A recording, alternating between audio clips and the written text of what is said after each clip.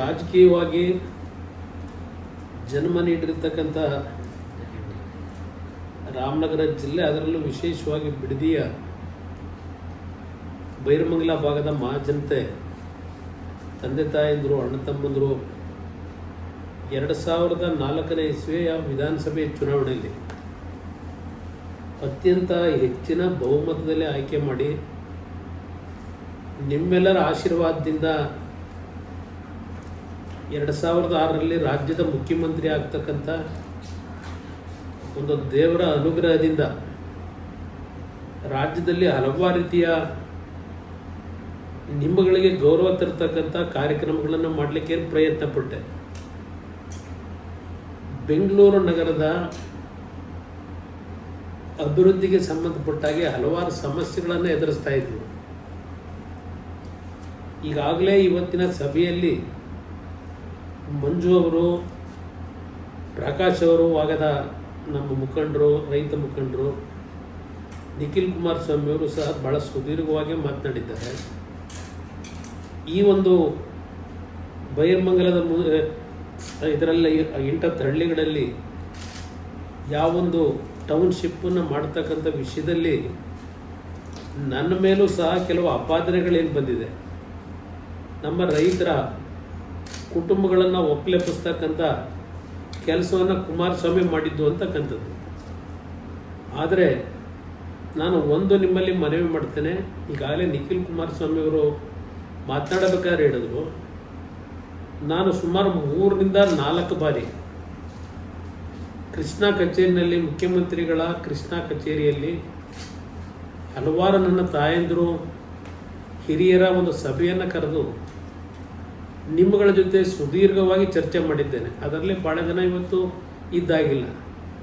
ನಮ್ಮ ಬೈರಮಂಗಲದ ರಾಮಯ್ಯನವರಿರ್ಬೋದು, ಹೊನ್ನಪ್ಪನಿರ್ಬೋದು, ಹೀಗೆ ಹಲವಾರು ಮುಖಂಡರುಗಳು ಆ ಸಂದರ್ಭದಲ್ಲಿ ಸಭೆಯಲ್ಲಿ ಬಂದಂಥದ್ದೇನಿದೆ. ನಾನು ಎಲ್ಲ ರೀತಿಯ ಚರ್ಚೆಗಳನ್ನು 3-4 ಬಾರಿ ಮಾತನಾಡಿದಾಗ ನನ್ನ ತಾಯಂದರು ಕೆಲವರು ಒಂದು ಪ್ರಶ್ನೆನ ನನ್ನ ಮುಂದೆ ಇಟ್ರಿ. ನಾವು ನಿನ್ನನ್ನು ಗೆಲ್ಲಿಸ್ಲಿಕ್ಕೆ ಇವತ್ತು ತೆಗೆದುಕೊಂಡಂಥ ನಿರ್ಧಾರದಿಂದ ನಮ್ಮಗಳನ್ನು ಊರು ಖಾಲಿ ಮಾಡಿಸ್ತೀಯ ಅಂತಕ್ಕಂಥ ಕೆಲವು ಪದಗಳನ್ನು ಬಳಕೆ ಮಾಡಿದ್ದು ಇವತ್ತು ನನ್ನ ನೆನಪಿನಲ್ಲಿರ್ತಕ್ಕಂಥ ವಿಷಯ. ಆ ಸಂದರ್ಭದಲ್ಲಿ ನಾನು ಯಾವ ರೀತಿಯ ಒಂದು ಯೋಜನೆಗಳದು ಅಂತಕ್ಕಂಥದ್ದನ್ನು ಸುದೀರ್ಘವಾಗಿ ಚರ್ಚೆ ಮಾಡಿದ ನಂತರ ಅವತ್ತು ಒಂದು ಸಮಾಧಾನಕರವಾದಂಥ ರೀತಿಯಲ್ಲಿ ಹೋದಂಥ ಒಂದು ತೀರ್ಮಾನಗಳನ್ನು ತೆಗೆದುಕೊಳ್ಳಿಕ್ಕೆ ಅವಕಾಶಗಳೇನಾಗಿತ್ತು. ನಾನು ಆ ಸಂದರ್ಭದಲ್ಲಿ ಹುಡುಗಾಟಿಕೆಗೆ ಮಾಡಿದಂಥದ್ದಲ್ಲ. ಅವತ್ತಿನ ದಿನ ಭೂಮಿಯ ಒಂದು ವ್ಯಾಲ್ಯೂ ಏನಿತ್ತು, ಅವತ್ತಿನ ದಿನ ಯಾವೊಂದು ಬೆಂಗಳೂರಿನಿಂದ ಬರ್ತಕ್ಕಂಥ ವೃಷಭಾವತಿಯ ಆ ಒಂದು ರತ್ನೀರಿನಿಂದ ಹಲವಾರು ರೀತಿಯ ಸಮಸ್ಯೆಗಳಿದ್ದಂಥದ್ದನ್ನು ನಾನು ಕಂಡಿದ್ದೆ. ನಾನು 2 ವಿಷಯಗಳನ್ನು ನಿಮ್ಮ ಮುಂದೆ ಇಡ್ಲಿಕ್ಕೆ ಬಯಸ್ತೀನಿ. ಈಗಿನ ಸರ್ಕಾರ ನಮ್ಮ ಕುಟುಂಬದ ಮೇಲೆ ಅಪಾದನೆಯನ್ನು ಮಾಡ್ತಾ ಇದ್ದಾರೆ. 2 ವಿಷಯಗಳನ್ನು ನಿಮ್ಮ ಮುಂದೆ ಇಡ್ತೇನೆ. ಭಾಳ ದೊಡ್ಡ ಮಟ್ಟದಲ್ಲಿ ನಿಮ್ಮ ಸಮಯ ತೆಗೆದುಕೊಳ್ಳಿಕ್ಕೆ ಹೋಗೋದಿಲ್ಲ. ಮೊದಲನೇ ಒಂದು ಪ್ರಕರಣ, ಬೆಂಗಳೂರು ಮೈಸೂರು ರಸ್ತೆಯ ವಿಷಯದಲ್ಲಿ ದೇವೇಗೌಡರು ಮುಖ್ಯಮಂತ್ರಿಗಳಿದ್ದಾಗ ತೆಗೆದುಕೊಂಡಂಥ ಒಂದು ನಿರ್ಧಾರ.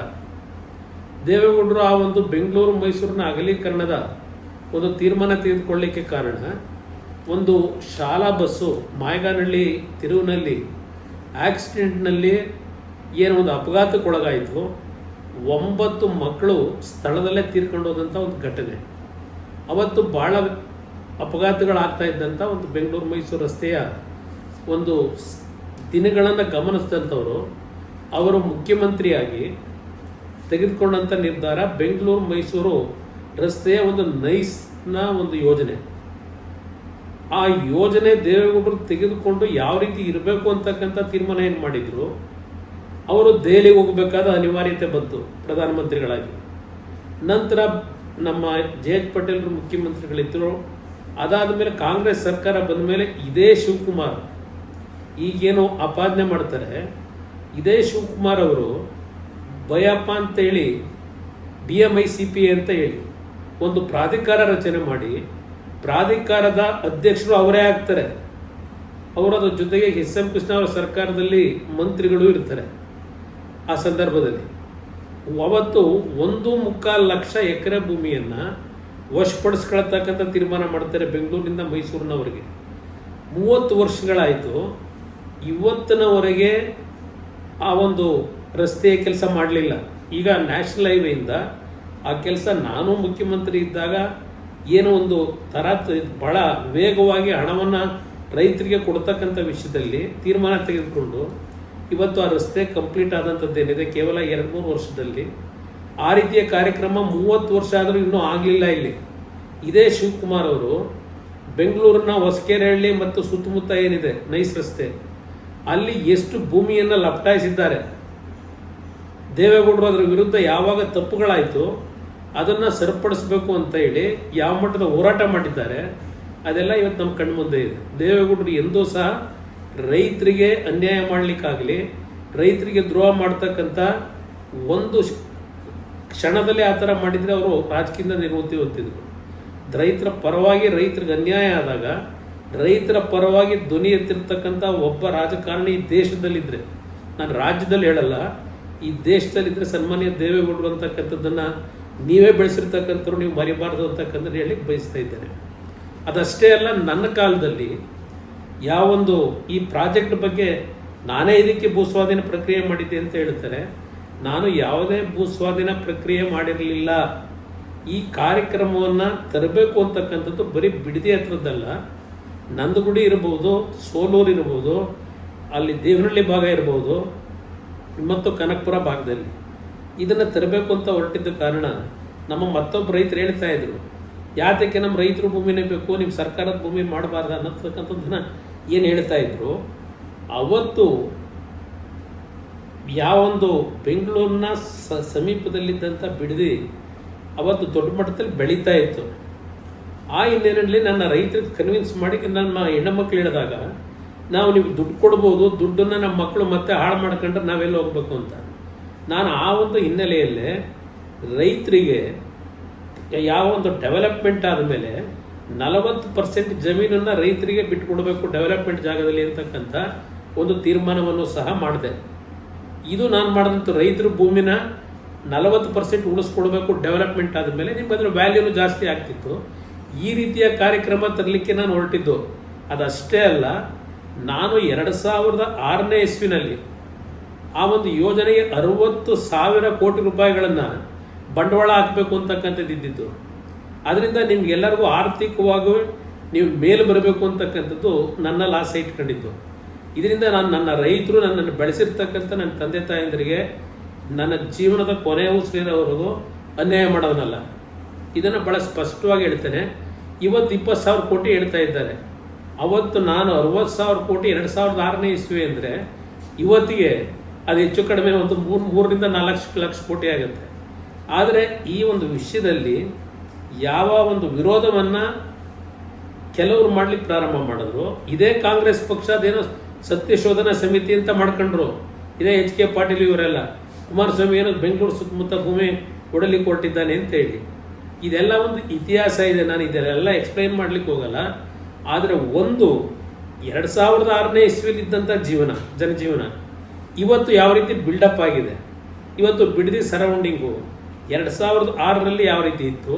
ಈಗ ಉದಾಹರಣೆಗೆ ನಾನು ಹಾಸನದಲ್ಲಿ ಹುಟ್ಟಿದ್ರು, ಅದೇನೋ ಋಣಾನುಬಂಧ 1983ರಿಂದ 85ರಲ್ಲಿ ನನಗೆ ಕೆಲವರಲ್ಲಿ ಜಮೀನು ತಗೋಬೇಕು ಅಂತ ಹಿಂಸೆ ಮಾಡಿ ಜಮೀನು ಕೊಡಿಸಿದ್ರಿಂದ ನನ್ನ ಸಂಬಂಧ ಅಲ್ಲಿ ಬೆಳೀತು. ಅಲ್ಲಿ ಅವತ್ತಿನಿಂದ ಇಲ್ಲಿಯವರೆಗೆ ನಾನು ಒಬ್ಬ ರೈತರಿಗೆ ಇರಲಿ, ಒಬ್ಬ ಸಾಮಾನ್ಯ ಮನುಷ್ಯನಿಗೂ ತೊಂದರೆ ಕೊಟ್ಟವನಲ್ಲ, ನನ್ನನ್ನು ಬೆಳೆಸ್ಕೊಂಡಿದ್ದೀನಿ.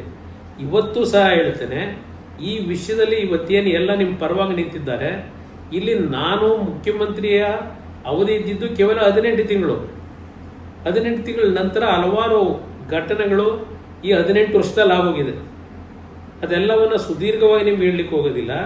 ಆದರೆ ಇವತ್ತು ಮಂಜು ಅವ್ರು ಮಾತನಾಡಬೇಕಾದ್ರೆ ಒಂದು ಮಾತು ಹೇಳಿದ್ರು, ಪ್ರಕಾಶ್ ಅವ್ರು ಮಾತನಾಡಬೇಕಾದ್ರೆ ಒಂದು ಮಾತು ಹೇಳಿದ್ರು. ಮಂಜು ಹೇಳಿದಂಥದ್ದು 9,000 ಎಕರೆ ಅಂತ ಹೇಳಿ ಏನು ಕೆಲವು ಅಧಿಕಾರಿಗಳು ಇವ್ರಿಗೆ ಮಾಹಿತಿ ಕೊಟ್ಟಿದ್ರು. ಆ 9,000 ಎಕರೆನಲ್ಲಿ 3,500ರಿಂದ 4,000 ಎಕರೆ ಸರ್ಕಾರಿ ಭೂಮಿ ಇದೆ ಅಂತ ಹೇಳಿ ಇವರು ಮಾಹಿತಿಗಳನ್ನು ಇಟ್ಕೊಂಡು ಸರ್ವೆ ಮಾಡಲಿಕ್ಕೆ ಹೊರಟರು. ಇದರಲ್ಲಿ ಈಗ ಬರೀ 700 ಎಕರೆ ಇದೆ ಅಂತ ಏನು ತೋರಿಸ್ತಾ ಇದ್ದಾರೆ. ಈ ಅಧಿಕಾರಿಗಳು ಇವರೆಲ್ಲ ಸೇರಿ ಇವತ್ತು ಯಾವೊಂದು ಭೂಮಿ ಸರ್ಕಾರಿ ಭೂಮಿಗಳಿತ್ತು ಆ ಭೂಮಿಯನ್ನು ಯಾವ ರೀತಿ ಈಗಾಗಲೇ ಲೂಟಿ ಹೊಡೆದಿದ್ದಾರೆ ಇದರ ಮಾಹಿತಿಗಳು ನನ್ನ ಹತ್ರ ಇದೆ. ನಾನು ಭಾಳ ಈ ರಾಜಕೀಯದಲ್ಲಿ ಮಾಹಿತಿಗಳನ್ನು ಯಾವ ರೀತಿ ಸಂಗ್ರಹ ಮಾಡಬೇಕು ಮಾಡಿಟ್ಟಿದ್ದೇವೆ. ಅದನ್ನು ನಿಮಗೆ ಭಾಳ ಸ್ಪಷ್ಟವಾಗಿ ಹೇಳ್ತೇನೆ. ಇವತ್ತು ಈ ಟೌನ್ಶಿಪ್ನ ಹೆಸರಿನಲ್ಲಿ ಲೂಟಿ ಹೊಡೆಯೋ ಕೆಲಸ ಮಾಡಲಿಕ್ಕೆ ಹೊರಟಿದ್ದಾರೆ. ಒಂದು ಉದಾಹರಣೆ ಕೊಡ್ತೀನಿ ನಿಮಗೆ. ಇವತ್ತು ಶಿವಕುಮಾರ್ ಏನು ನಮ್ಮ ಮೇಲೆ ದೂರ್ತಾರೆ, ಇವತ್ತು ನಮ್ಮ ಬಿಲ್ಕೆಂಪ್ನಹಳ್ಳಿಯ ಪಕ್ಕದಲ್ಲಿ ಒಬ್ಬ ಬ್ರಾಹ್ಮಣರು ಕೃಷ್ಣಮೂರ್ತಿ ಅಂತ ಹೇಳಿ ಅವರು ಪಾಪ ಫೈನಾನ್ಸ್ ಕಾರ್ಪೊರೇಷನಲ್ಲಿ ಲೋನ್ ತಗೊಂಡು ಪಾಪ ಏನೋ ಒಂದು ಹೋಟ್ಲ್ ಹಾಕೊಂಡ್ರು. ಆ ಹೋಟ್ಲ್ ಹಾಕಿದ್ದನ್ನು ಖಾಲಿ ಮಾಡಿಸಿ ಆ ಮುಂದ್ಗಡೆ ಹೈವೇನಲ್ಲಿ ಆ ಕ್ಯಾಂಟೀನ್ ಇಡಬಾರ್ದು ಅಂತ ಹೇಳಿ ಅವ್ರನ್ನ ಖಾಲಿ ಮಾಡಿಸಿ ಆ ಒಂದು KSFCನಲ್ಲಿ ಕಡಿಮೆ ದುಡ್ಡಿಗೆ ಅದನ್ನು ಯಾವ ರೀತಿ ಖರೀದಿ ಮಾಡಿ ಲಟ್ಟಾಯಿಸಿ ಇವತ್ತಲ್ಲಿ ದೊಡ್ಡ ಮಟ್ಟದ ಒಂದು ಬಿಲ್ಡಿಂಗ್ ಸ್ಕೂಲ್ ಕಟ್ಕೊಂಡಿದ್ದಾರೆ. ಅದ್ರ ಜೊತೆಗೆ ಇನ್ನೊಬ್ಬರು ರಾಮಸ್ವಾಮಿ ಅಂತ ಹೇಳಿ ಪಾಪ ಮಿಲಿಟರಿಯಿಂದ ಬಂದರು, ರಿಟೈರ್ಡ್ ಆಗಿ ನಿವೃತ್ತಿ ಹೊಂದಿ ಅವ್ರ ಮಗಳನ್ನ ಕಿಡ್ನ್ಯಾಪ್ ಮಾಡಿ ಯಾವ ರೀತಿ ಆ ಜಮೀನು ಬರೆಸ್ಕೊಂಡಿದ್ದಾರೆ. ಇಂಥ ಕೆಲಸ ನಾವೇನಾದರೂ ಮಾಡಿದ್ದೀವಿ ನಮ್ಮ ಕುಟುಂಬ ಇವತ್ತು ಅಲ್ಲಿ ನಮ್ಮ ಜಿಲ್ಲೆ ಒಳಗೆ ಇಲ್ಲ ಇಡೀ ರಾಜ್ಯದಲ್ಲಿ.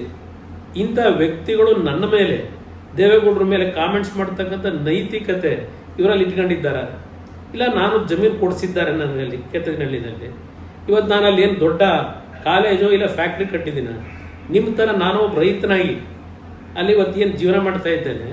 ನನಗೆ ಆ ಆಸ್ತಿ ತಗೊಂಡಿದ್ದು ಅಧಿಕಾರದಲ್ಲಿದ್ದಾಗಲ್ಲ, ನಾನು ಸಿನಿಮಾ ಡಿಸ್ಟ್ರಿಬ್ಯೂಟರ್ ಇದ್ದಾಗ ಆ ಆಸ್ತಿಯನ್ನೇನು ತೆಗೆದುಕೊಂಡಿದ್ದೆ. ಇವತ್ತು ಅದನ್ನು ರೈತನಾಗೆ ಕೃಷಿ ವಲಯದಲ್ಲೇ ಇಟ್ಟಿದ್ದೇನೆ. ಅದನ್ನು ಆ ರೀತಿ ಬದುಕಿರೋದು ನಿಮ್ಮ ಜೊತೆನಲ್ಲಿ ನಾನು. ಇವತ್ತು ನನ್ನ ಮಗ ಇವತ್ತಲ್ಲಿ ಬಂದೇ ನಿಂತಿದ್ದಾನೆ. ನನ್ನ ಮಗ ಅನ್ನೋದಲ್ಲ, ನಿಮ್ಮಗಳ ಮಗ ಅಂತಕ್ಕಂಥದ್ದು ನಾನು ಹೇಳಲಿಕ್ಕೆ ಬಯಸ್ತೀನಿ. ಅವನಿವತ್ತು ಧ್ವನಿ ಎತ್ತಿ ನನ್ನ ಪರವಾಗಿ ನನ್ನ ಆರೋಗ್ಯದ ಸಮಸ್ಯೆಗಳಿಂದ ಅವನೇ ಇವತ್ತೇನು ಬಂದಿದ್ದಾನೆ.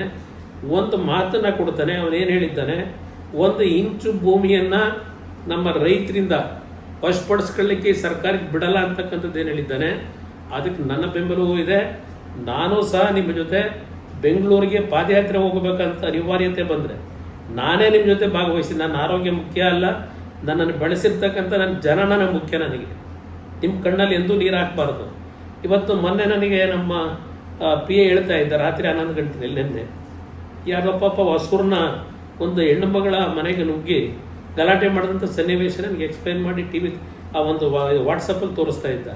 ಇಂಥ ನೀಚ್ ಕೆಲಸ ಮಾಡಿ ಇವತ್ತು ಅಲ್ಲಿ ಟೌನ್ಶಿಪ್ ಕಟ್ಟಬೇಕು ಅವರು ಬಡವ್ರ ಮೇಲೆ ಇವತ್ತು ಹಲ್ಲೆ ಮಾಡಿ. ಅದರಿಂದ ಇವತ್ತು ನೀವೇನು ಹೋರಾಟಕ್ಕೆ ಇಳಿದಿದ್ದೀರಿ ಇದು ರಾಜಕೀಯದ ಪ್ರಶ್ನೆ ಅಲ್ಲ, ನಿಮ್ಮ ಬದುಕಿನ ಪ್ರಶ್ನೆ ಅನ್ನೋದು ನೀವೇನು ಹೇಳ್ತಾ ಇದ್ದೀರಿ. ನಮ್ಮ ಪ್ರಕಾಶ್ ಒಂದು ಮಾತು ಹೇಳಿದ್ರು, ಇವತ್ತು ನಾವು ಇಷ್ಟು ಹಾಲು ಕರಿತಾ ಇದ್ದೀವಿ, ಅಲ್ಲಿಂದ ರೇಷ್ಮೆ ಬೆಳೀತಾ ಇದ್ದೀವಿ ಅಂತೆಲ್ಲ ಹೇಳ್ತಾ ಇದ್ರು. ಇವತ್ತು ಮಂಜು ಅವರು ಹೇಳ್ತಾ ಇದ್ರು ಇದನ್ನು ಒಂದು ನಮ್ಮ ಕಾಲುವೆ ಸುವರ್ಣಮುಖಿ ನದಿಯ ಒಂದು ಕಾಲುವೆ ಪುನಶ್ಚೇತನಕ್ಕೆ ನಮ್ಮ ಕುಮಾರಣ್ಣನ ಕಾಲದಲ್ಲೇ ನಾವು ದುಡ್ಡು ತಂದು ಮಾಡಿಸಿದ್ದೇವೆ ಅಂತೆಲ್ಲ ಹೇಳ್ತಾ ಇದ್ರು. ಅದೆಲ್ಲ ಒಂದು ಭಾಗ ಇರಲಿ.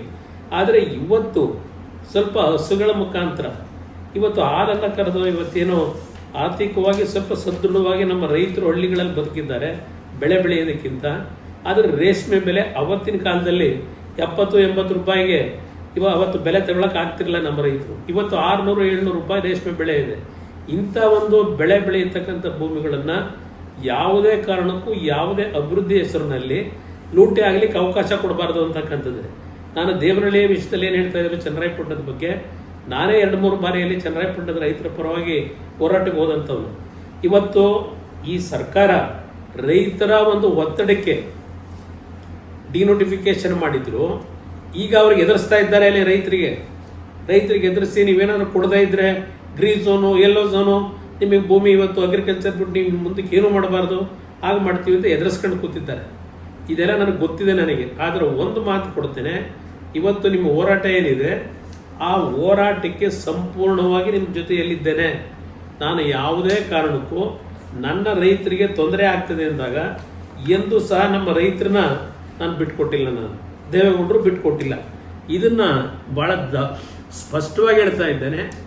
ಒಂದು ನಮ್ಮ ಅಧಿಕಾರಿಗಳಿಗೆ ನನ್ನ ರೈತರನ್ನ ನೀವು ದಬ್ಬಾಳಿಕೆ ಮಾಡಿ ಒಕ್ಕಲೆಬ್ಬಿಸ್ತಕ್ಕಂಥದ್ದು ಒತ್ತಡಗಳನ್ನು ಹಾಕಿ ಸರ್ವೆ ಕಾರ್ಯ ಮಾಡ್ತೀವಿ ಅಂದರೆ ಮುಂದಕ್ಕೆ ಭಾಳ ದೊಡ್ಡ ಮಟ್ಟದ ಒಂದು ಪ್ರಾಯಶ್ಚಿತ್ತವನ್ನು ನೀವೆಲ್ಲ ಅನುಭವಿಸ್ಬೇಕಾಗ್ತದೆ. ರೈತರ ಬಗ್ಗೆ ದಬ್ಬಾಳಿಕೆಯನ್ನು ಮಾಡ್ತಕ್ಕಂಥದ್ದು ನಿಲ್ಲಿಸಬೇಕು. ನಾನು ಕಾಣದೇ ಇರತಕ್ಕಂಥ ಅಧಿಕಾರಿಗಳಲ್ಲ ನೀವು. ನೀವು ಯಾವ ರೀತಿ ನಡ್ಕೊಂಡಿದ್ದೀರಿ ನನಗೆ ಗೊತ್ತಿದೆ. ವಿಶೇಷವಾಗಿ ನಮ್ಮ ಪೊಲೀಸ್ ಇಲಾಖೆಯ ಅಧಿಕಾರಿಗಳಿಗೆ ಎಚ್ಚರಿಕೆಯನ್ನು ಕೊಡ್ತಾ ಇದ್ದೇನೆ. ಜನತೆಗೆ, ರೈತರಿಗೆ ರಕ್ಷಣೆಯನ್ನು ಕೊಡ್ತಕ್ಕಂಥದ್ರಲ್ಲಿ ಎಲ್ಲಾದರೂ ಒಂದು ಸಣ್ಣ ಲೋಪಕ್ಕೆ ನೀವೇನಾದರೂ ಎಡೆ ಮಾಡಿಕೊಟ್ರೆ ಖುದ್ದು ನಾನೇ ಬರ್ತೀನಿ, ನೋಡೋಣ ಅದು ಯಾವ ರೀತಿ ನೀವು ನಮ್ಮ ರೈತರಿಗೆ ದಬ್ಬಾಳಿಕೆಯಿಂದ ಅವರ ಎದುರಿಸಿ ಇವತ್ತು ಈ ಕಾರ್ಯಕ್ರಮವನ್ನು ಮಾಡ್ತೀನಿ ಅಂತಕ್ಕಂಥದ್ದನ್ನು ನಾನು ಇವತ್ತು ಭಾಳ ಸ್ಪಷ್ಟವಾಗಿ ಅಧಿಕಾರಿಗಳಿಗೆ, ಏಕೆಂದರೆ ಅಧಿಕಾರ ನಮ್ಮ ಹಿರೀಕರೊಬ್ರು ಹೇಳ್ತಾ ಇದ್ರು ರಾಮಯ್ಯನವರು, ಅಧಿಕಾರ ಯಾರಿಗೂ ಶಾಶ್ವತ ಅಲ್ಲ ಅಂತ ಅಲ್ಲ. ಅಧಿಕಾರ ಅಂತಕ್ಕಂಥದ್ದು ಯಾರಿಗೂ ಶಾಶ್ವತ ಅಲ್ಲ. ಇನ್ನು 1 ವರ್ಷ 2 ವರ್ಷ ಮುಂದೆ ಏನೇನಾಗುತ್ತೆ ಗೊತ್ತಿದೆ ನನಗೆ. ಇವತ್ತು ಜನತಾದಳ ಮುಗಿದೋಯ್ತು ಅಂತ ನೀವು ತಿಳ್ಕೊಂಡಿರ್ಬೋದು. ಜನತಾದಳವನ್ನು ಮುಗಿಸ್ಲಿಕ್ಕೆ ನಿಮ್ಮ ಕೈಯಲ್ಲಿ ಸಾಧ್ಯ ಇಲ್ಲ. ನನ್ನ ರೈತರು, ಅದ್ರ ಜೊತೆಗೆ ದೇವರು, ಇದನ್ನು ನಂಬಿರ್ತಕ್ಕಂಥವ್ರು ನಾವು. ಅದರಿಂದ ಇವತ್ತು ನಮ್ಮ ರೈತರಿಗೆ ನೀವು ತೊಂದರೆಯನ್ನು ಕೊಟ್ಟರೆ ಅಂತಿಮವಾಗಿ ಮುಂದಿನ ದಿನಗಳು ನನ್ನ ಒಂದು ನಡವಳಿಕೆಗಳು, ನಾನು ಹಿಂದೆ ಏನು ಮೃದು ಸ್ವಭಾವದಲ್ಲಿದ್ದೆ, ಆದರೆ ನನ್ನ ರೈತರಿಗೋಸ್ಕರ ಕೆಲವು ಬದಲಾವಣೆಗಳನ್ನು ಈ ರಾಜ್ಯದಲ್ಲಿ ತರ್ತಕ್ಕಂಥ ದಿನಕ್ಕೆ ಇವತ್ತು ಜನ ನಮ್ಮನ್ನು ಕೈ ಹಿಡಿತಾರೆ ಅಂತಕ್ಕಂಥದ್ದು ಗೊತ್ತಿದೆ. ಇವತ್ತು ಹುಷಾರಿಗೆ ಎಚ್ಚರಿಕೆ ಕೊಡ್ತಾ ಇದ್ದೇನೆ ನಮ್ಮ ಅಧಿಕಾರಿಗಳಿಗೆ. ಮುಂದಕ್ಕೆ ಈ ಒಂದು ವಿಷಯವನ್ನು ನಿಲ್ಲಿಸಿ, ನೀವು ಏನೇನು ಮಾಡ್ತಾ ಇದ್ದೀರಿ, ಯಾವ ಈ ರೀತಿ ಕಾನೂನು ಬಾಹಿರವಾಗಿ ಏನೇನು ನಡೆಸಿದ್ದೀರಿ ಎಲ್ಲ ಗೊತ್ತಿದೆ. ಜೈಲಿಗೆ ಹೋಗ್ತಕ್ಕಂಥ ದಿನಗಳು ದೂರ ಇಲ್ಲ. ಭಾಳ ಆಟ ಆಡಿದ್ದೀರಿ ಗೊತ್ತಿದೆ. ಶಿವಕುಮಾರ್ ಅವರು ಏನೇನು ಆಟ ಆಡಿದ್ದಾರೆ ಎಲ್ಲ ವಿಷಯಗಳು ಇದೆ. ನಮ್ಮ ಕುಟುಂಬವನ್ನು ಮುಗಿಸ್ಲಿಕ್ಕೆ ನೀವು ಯಾವ ಥರ ನಡ್ಕೊಂಡಿದ್ದೀರಿ ಅದೆಲ್ಲ ಗೊತ್ತಿರ್ತಕ್ಕಂಥ ವಿಚಾರವೇ. ಮುಂದೆ ದೊಡ್ಡ ಮಟ್ಟದಲ್ಲಿ ಭಗವಂತನ ನಂಬಿದ್ದೇವೆ. ಆ ಭಗವಂತ ನಿಮ್ಗೆ ಏನು ಶಿಕ್ಷೆ ಕೊಡಬೇಕು ಅದೇನೋ ಗೊತ್ತಿಲ್ಲ. ನಿಖಿಲ್ ಕುಮಾರಸ್ವಾಮಿ ಅವರು ರಾಕ್ಷಸರು ಅನ್ನೋ ಪದ ಏನು ಬಳಸಿದ್ದಾನೆ, ಅದರಲ್ಲಿ ಯಾವ ಸಂಶಯ ಇಲ್ಲ ಅಂತಕ್ಕಂಥದ್ದು ನನ್ನ ಅಭಿಪ್ರಾಯ. ಎಲ್ರಿಗೂ ನನ್ನ ಮೇಲೆ ವಿಶ್ವಾಸ ಇದೆ. ನನ್ನ ಮೇಲೆ ಯಾವುದೇ ರೀತಿ ಒಂದು ಸಣ್ಣ ಅಪನಂಬಿಕೆ ಬೇಡ ಅಂತಕ್ಕಂಥದ್ದನ್ನು ನನ್ನನ್ನು ಬೆಳೆಸಿ ಈ ಮಟ್ಟಿಗೆ ತಂದಿರ್ತಕ್ಕಂಥ ಪುಣ್ಯಾತ್ಮ ತಂದೆ ತಾಯಂದರಿಗೆ ನಾನು ಕೈ ಜೋಡಿಸಿ ಮನವಿ ಮಾಡ್ತೇನೆ. ಧೈರ್ಯವಾಗಿರಿ, ನಿಮ್ಮ ಜೊತೆಯಲ್ಲಿ ನಾನಿದ್ದೇನೆ. ಎಲ್ರಿಗೂ ಒಳ್ಳೆಯದಾಗಲಿ. ಗ್ಯಾರಂಟಿ ನ್ಯೂಸ್, ಸುದ್ದಿ ಖಚಿತ, ನ್ಯಾಯ ನಿಶ್ಚಿತ.